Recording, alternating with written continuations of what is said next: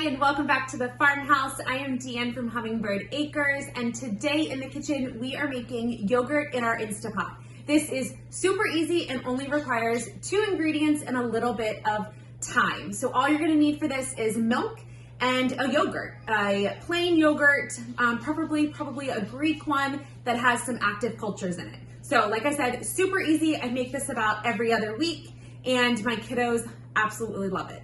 If we haven't met before, I am Deanne from Hummingbird Acres, and this is our place to share our homesteading adventures with you guys and hopefully inspire you to try some of these things at your house or on your homestead. Everything we do is easy. We have 4 kids and we have to just go with the flow. So thanks for coming along, and let's jump right into the kitchen.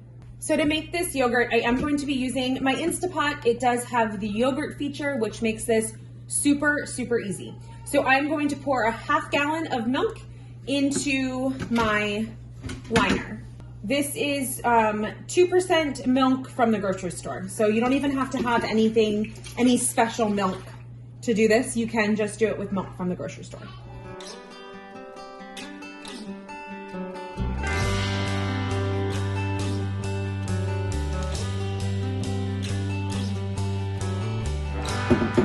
Once I have the milk in, I am going to cover it with a lid. We do have the glass crock pot lid for our Instapot, but you can use the pressure lid as well. If you are going to use the pressure lid, I suggest you take the gasket out of it.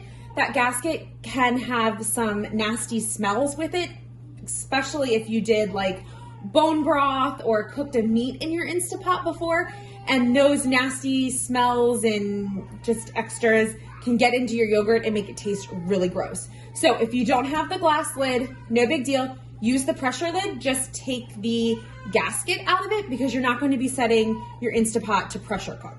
So liner in with milk, lid on it. I'm gonna hit yogurt until it says boil. And then I'm going to walk away from it. When it is boiling, it will read yogurt, and then we will do the next step.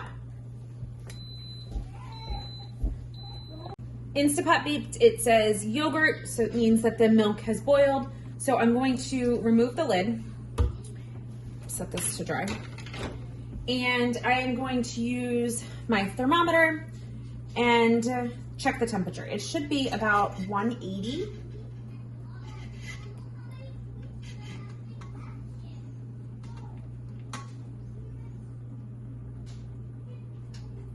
All right, so it is about 180. I am going to just let it sit and cool off. It needs to be somewhere between 105 and 115. This will probably take about an hour.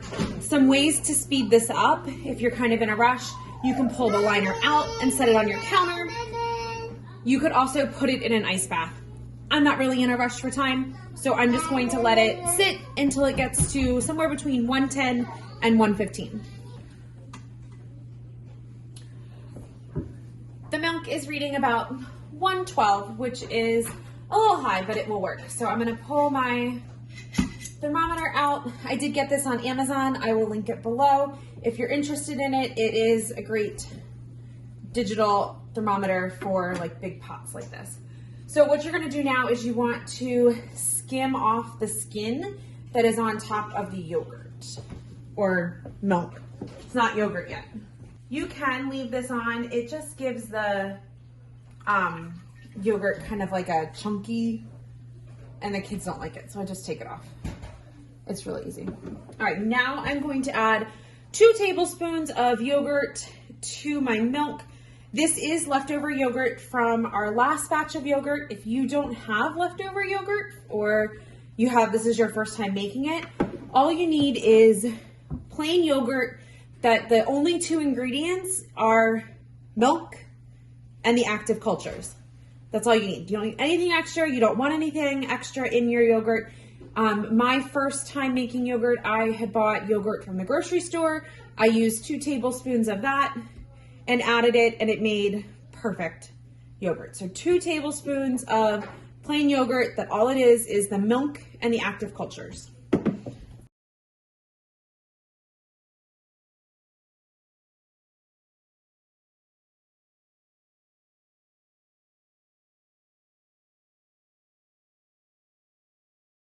the reason you want to wait until the milk is down to like 105, between 105 and 115, is you don't want to kill the cultures.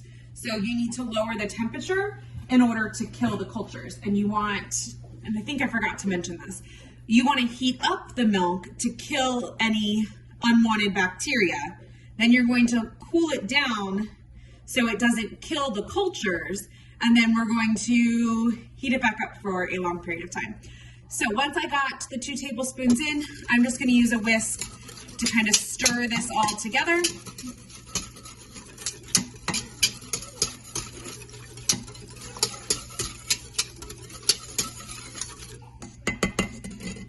Okay, once it is all stirred together, I am going to put my lid back on.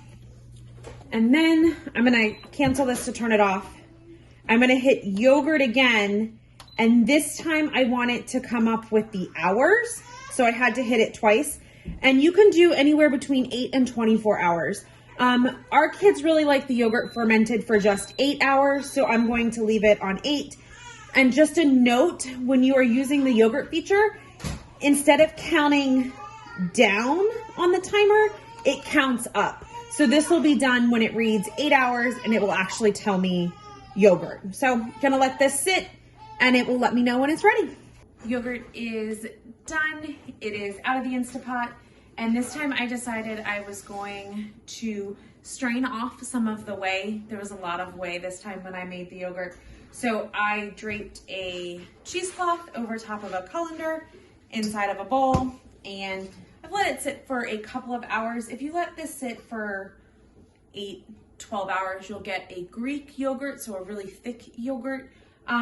Not exactly what I'm looking for, but I didn't want a really runny yogurt. So this looks like it's a pretty good consistency. I am going to put this in a bunch of 1/2 pint mason jars with the lid on them, and then I'm gonna stick them all in the fridge.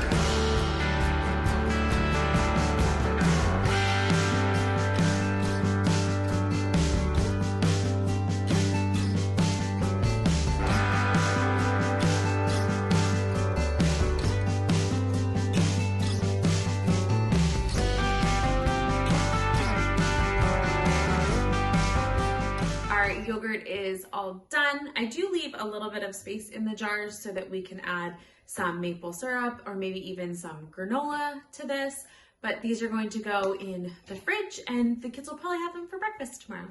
So I also wanted to mention, I did have quite a bit of whey left over. I'm going to leave a link below in the description with some things that you can do with your leftover whey. We don't like to waste anything, so let's go ahead and use it for something. So I'm going to link that below for you as well. But thank you so much for hanging out with me at the farmhouse today. If you like this video, please make sure that you hit the thumbs up. And if you want to see more of our homesteading adventures, gardening, from scratch cooking, natural living, and just everyday family fun, make sure that you subscribe and hit that notification bell, and we will talk to you guys soon.